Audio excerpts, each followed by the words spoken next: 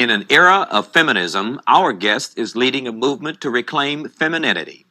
Brenda Verner has identified the traditional process of cultural thought among black women that is the basis for decision-making and social interaction, and has named it Africana Womanism. Verner believes that Africana Womanism is why the feminist movement has failed to lure the rank-and-file black woman. She's also concerned about black college students and what she believes are cults of influence, victimization, rebellion, and idol worship, among others. Brenda Verner is out of the box and off of the plantation. I'm Tony Brown. In a moment, Africana Womanism and the cults of influence. My guest is Ms. Brenda Verner.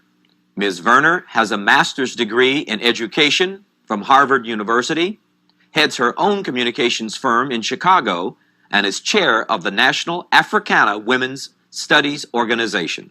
Ms. Verner, welcome very much. Thank you for having me. Very nice having you. I'm glad finally we could get your schedule straight. I know you speak all over all the time. Thanks for coming. What is Africana Womanism? What is the relevance? Why and what is the distinction between Africana Womanism and what we've come to know as the feminist movement in America? I guess I could start by saying that I became associated with people who promoted feminism approximately between 1969 and 1970. And from the very beginning, in my association with these women as the head of a black student organization at Ithaca College and Cornell University, I always recognized that their basis for operation, their perspective, and their principles were different than that of which black women had traditionally purported as I knew it. I come from Chicago, and most of the people in my family are from the South. We had a pretty clear indication of how we thought about things. And over the years, over about 22 years of participation in the women's studies movement, it became clearer and clearer to me that the thought mechanism that drives black thought is basically different from that of the popular culture movement called feminism. And the difference lies in the fact that Africana women have had an entirely different experience in the United States than women of Eastern or even Western European experience. Our experience says the feminists started off talking about equal pay for equal work and even talking about women working. Black women have always worked, have always taken care of not only their own houses, but white women's houses too. They've always had the accessibility of influence in the community. Feminists wanted accessibility to influence men. When Eastern liberal establishment white civil rights workers came to the South to help in what they called the civil rights movement, they expected to see different disenfranchised black women whom they were going to lend their support to. To their surprise, they came to find out that black women ran the civil rights movement, that they were highly influential in the church and in the home. This sparked a kind of jealousy that sparked the modern-day feminist movement. I was recently reading the book by Kay Mills on Fannie Lou Hamer's life, and when they approached Fannie Lou Hamer and encouraged her to join what they call the women's liberation movement at that time, Fannie Lou Hamer's response was, "I don't need to be liberated from my man. I don't want to be liberated from my community, my culture, or my family. Well, the only thing that I want is the freedom to live as well as everybody else." I'd like to ask you one question before you continue. You said black women ran the civil rights movement.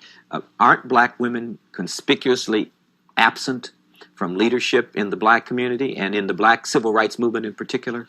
I think the position, I would say that black women were the grease for the machinery.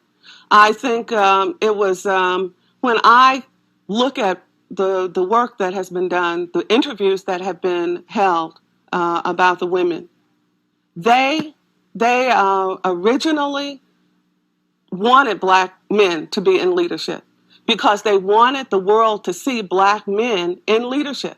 But that did not mean they were taking second place to black men. As you know, you've been black all your life. Black women can let black men know how they feel. That's my mother. And it's kind of interesting to see that now this whole cult of victimization that's been built up around the feminist movement is something that black women have always denied. They've always denied being a victim or the legitimate victim. We've always seen ourselves as sisters in charge of our own lives and our own destiny. And the conflict between feminism and womanism, which was the black response to early feminism. I remember in 1969, particularly when the feminists came on campus and asked that we join them, black women's response was womanism. And womanism grew out of the black cultural nationalist movement of the 1960s. We had womanhood classes in the cultural nationalist movement. Women were very clear about who they were and that their femininity was valuable. I think today, what was originally called the women's liberation movement and what was later called the women's movement and is now called the feminist movement is what exactly the planners of this popular culture event had in mind. Originally, they seduced us with the idea that we were all women and that we were going to work together for women's equality, but that we were different, that we came from different cultural backgrounds, that we came from different ethnic and racial backgrounds, and that our differences were valued. But now the only thing that's valued is the feminist perspective. You see? No, I don't see. Help me understand that. Well, the feminist perspective says that women are victims and women should be at war with men for power, influence, and high profile, and that they have to assert themselves in a federation against men in order to get what they want, regardless of the hostility that it causes. Black women have said that black men and black women have suffered inordinate hostilities and terrorism to some degree, and that we cannot wage war, a battle of the sexes against our men in order to gain a foothold or a toehold on the economic ladder in America. But feminists don't feel any reservation to set up, I consider it a hostile environment. But what we as African American women have to do, because things have changed over the 25-year history of the feminist movement. It started off as a women's movement. Now it's clearly a feminist movement, and they are the authors of political correctness, and they're even turning our own traditional cultural thought back on us, saying that if we do not hold their views, then we are indeed incorrect politically. One of the issues that is really important nowadays is whether or not black women have the right to indigenous thought.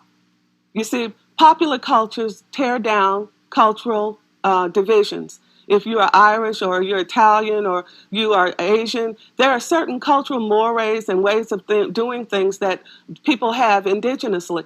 The need of the feminist movement is to wipe out these differences so that we can have a one world approach that women around the world will adopt the feminist agenda, which is abortion, the acceptance of homosexuality, the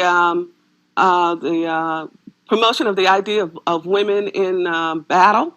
I remember in 1974, the issue was whether or not we were going to promote the idea of women being in the draft.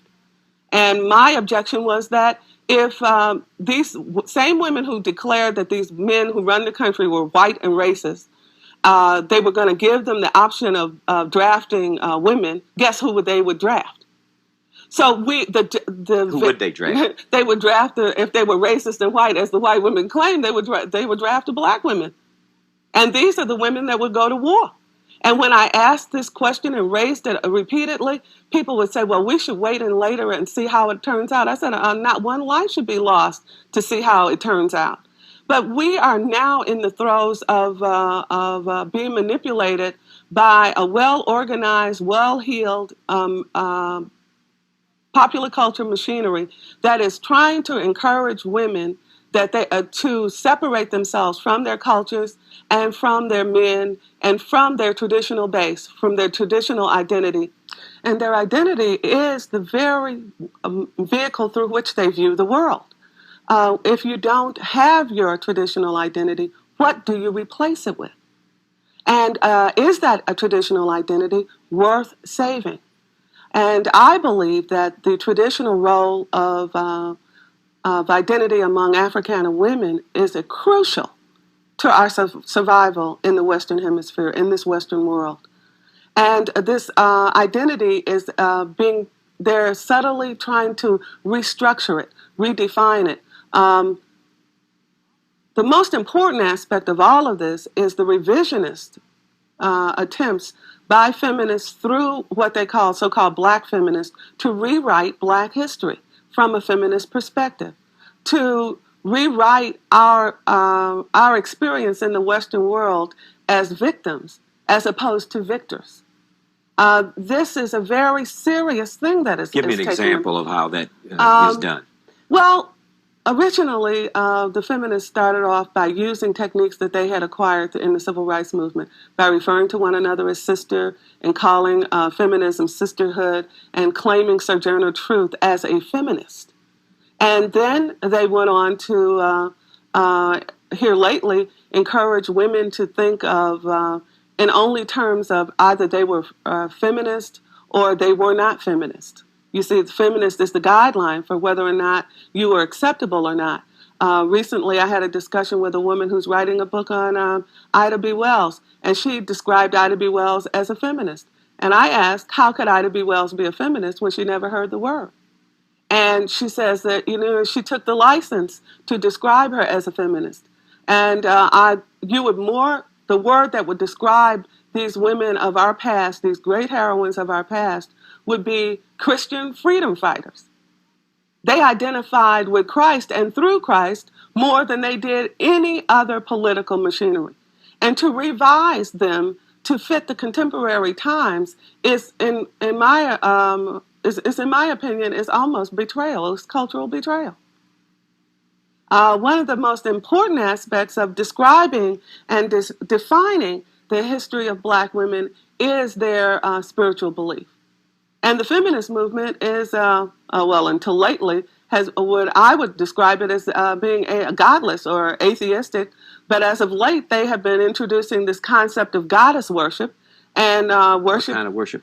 Goddess worship. Godless? Goddess. Goddess. Mm-hmm. It's a reintroduction of pagan goddess worship from the dark ages of Egypt. I mean, not Egypt, Europe.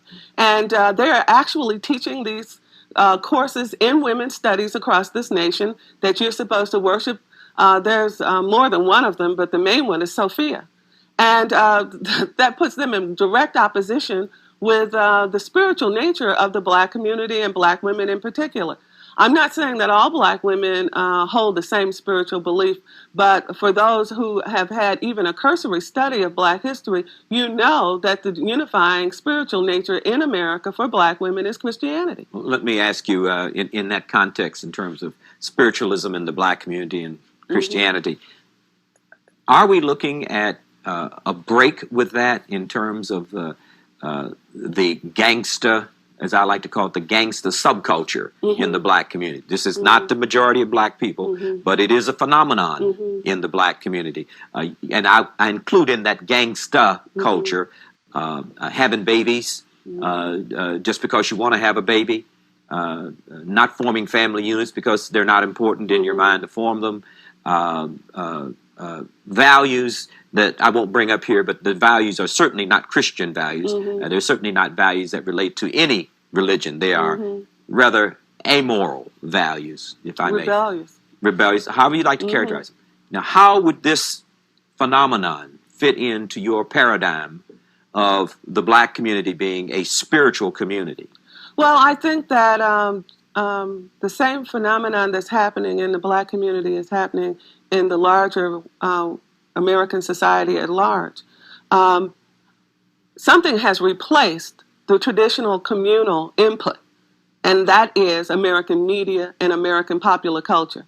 Whereas children used to be outside playing with one another or sitting on front porches listening to other people tell stories, they are now parked in front of televisions. They are now plugged into earphones that they're listening to vile music. They're going to theaters at an incredible rate. They can run to the corner video store and get soft pornography from the time that they're able to put the money on the counter. And we are now in competition with a powerful vehicle or vehicles that are pushing aside the traditional base of every ethnic and cultural group. However, still in African American culture, the various African American church denominations are still the strongest institutions that we have, and they're the vehicles by which we've been able to educate, early education, to get children to listen, to learn, to get them to read, to get them to respect adult authority, to get them to recite before audiences, and to get them to operate as a cohesive group. What about marriage? That's where people they meet each It other in is church the and they get married. And I was telling a group of women recently, when I was a kid, Sunday afternoon teas were where young single people met one another. They met one another in a kind of loosely chaperoned environment. The girls dressed their best and the guys acted their best in order to impress one another. There was a more genteel environment. And I think that environment still exists, but it's being drowned out by a louder speaker. You know, like those cars that come through your community that have the loudspeakers and shake your windows. That's what's happening with popular culture. They've turned up the volume, and it doesn't mean that the traditional ways that we've been able to advance ourselves in this society are not there. We just don't have the organized effort to make it known, and that's what I believe has to be done among Black women. We must realize that now we need to organize to defend our cultural way of life, or it will slowly be taken away from us. How are you doing that? One of the things that we did was... Who is we? Well, various groups of women. I must say I've been involved with a lot of organizing. The first thing we did was to found the National Africana Women's Studies Organization. In order that we could come out from under the feminist umbrella, we needed to be able to operate freely. And I have a network of women across this nation who are now in the process of structuring a membership campaign so that Black female students on campuses will have an alternative to feminism. Tell me about the campus. You're very, very, very concerned about Black students on campuses. Why are you concerned? Because Black women on campuses are under the aegis of instructors and professors who have a political perspective that they more or less are presenting as dogma, that these students, when someone has the power of the grade over you, they do have the power to change your mind, even if you resist. What's happening to young people on campuses now is that they are being challenged in their belief system and are being encouraged through grade systems, not by everyone, but some people are telling these young people that it's important that they change the way they feel about their own cultural group. And that they must embrace the popular culture, politically correct. Give me an example of how that would happen to a young Black woman. What is it that one would ask her to give up in order to get what? Okay, I'll give you even more of a hard case. I have a friend at Mills College in California, in Oakland, California. She runs the ethnic studies programs there. The ethnic studies program, young women set up a womanist council. And these are women who are Asian, Hispanic, Native American, East Indian, African, and Africana women. The women's studies program on the campus wants to have influence and have these women under their umbrella. But these women choose to set up their own council and to have their own womanist publication so that they can present their womanist view from an indigenous cultural perspective. The very act of doing this was an act of war to the feminists. And with the help of the president of the college, many acts have been perpetrated against these non-white, non-feminist women who want to stay loyal to their indigenous way of life. And the battle is still being waged. Recently, Bell Hooks wrote an opinion piece in the Chronicles of Higher Education a well-known black feminist, attacking black women who reject feminism and who embrace womanism. She's been trying to project Alice Walker's definition of womanism, which has been supported by the feminists, saying that womanism is to feminism as lavender is to purple. You notice they give purple the stronger color and feminism the stronger perspective.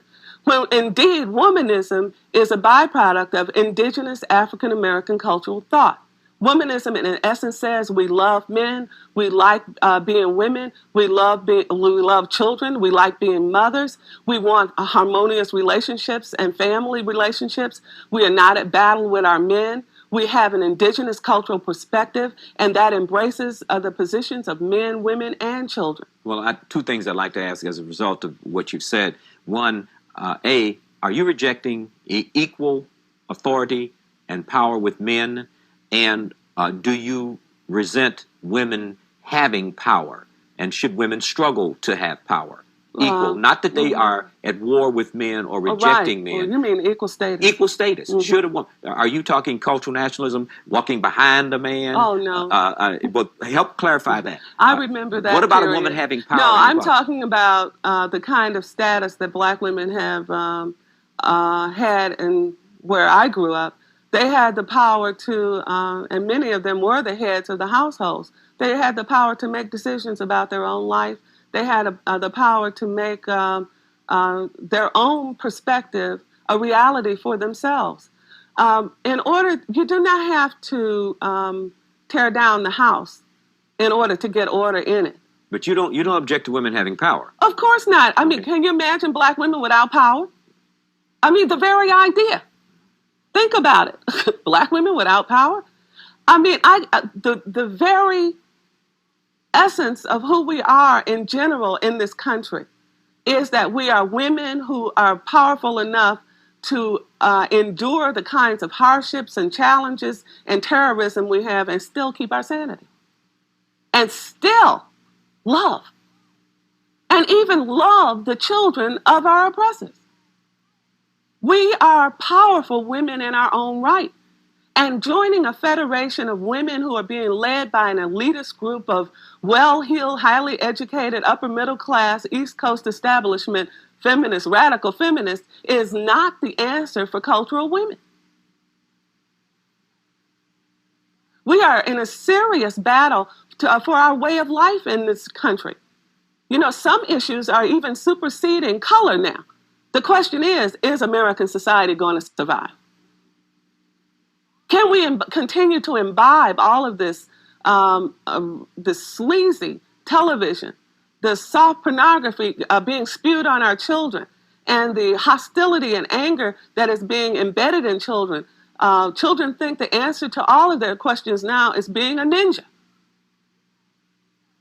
We have a church system that I believe has not been adequately used. I believe it can be an educational institution. I believe that we can re-educate the leaders of these denominations, that we can start an education movement that can at least take 50% of black children out of public schools and put them under black education directives. We have so many things that we can be doing. I mean, just the very act of whether or not your child is going to live these days supersedes joining a federation of women who are at war for money. You know, I live in a neighborhood that is clearly a middle-class neighborhood, but last summer the neighborhood turned into a war zone. Something like 17 children were killed in my neighborhood last summer. And I'm saying that we cannot split our loyalties and diffuse our focus.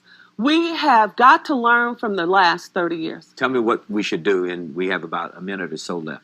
What should Africana women do in light of everything you've just said? Right. Africana women should look to the institutions and their networks of people to come together to change the bad situations and highlight the good. What we hear all the time is bad news, but what we need to hold up is the good news that we are still the moral people that we've always been, that we are the bedrock of this society, and that we have much to contribute, and that we need stable homes and stable families and concrete communities. do you need money and power, and not Right. not you reject power, but do you need money to Of make course you we that do. successful woman? No? Of course we do. You know, in Chicago, Chicago for a long time was the home of the black business community. I think that the whole national black community should turn its efforts toward garnering black markets and then wider markets, international markets. We need to found an African American National Congress through which we can process our decision making. I must make a decision. We're out of time. Very good. Brenda Verner, thank you very much. All right, it was a joy being here.